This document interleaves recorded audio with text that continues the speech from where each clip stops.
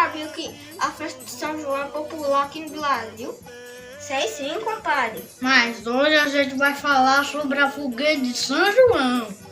Vocês sabiam que a fogueira de São João vem da época de Jesus Menino? Sim, compadre, sabia sim. Maria, mãe de Jesus, era muito amiga de Isabel, mãe de São João. Sim, eu sei, padre. E as duas estavam grávidas. Chegando perto do nascimento de São João, Maria perguntou: como é que eu vou saber que esse menino nasceu?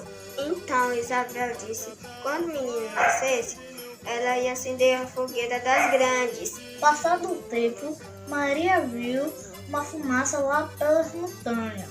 Foi daí que ela soube que São João tinha nascido. Viva São João! Meus compadres, nesse ano não vamos poder fazer fogueira. Por causa dessa tal de coronavírus. A fumaça da fogueira pode afetar as pessoas que estão doentes. Então, minha gente, não faça fogueira. Então vamos ter o São João consciente!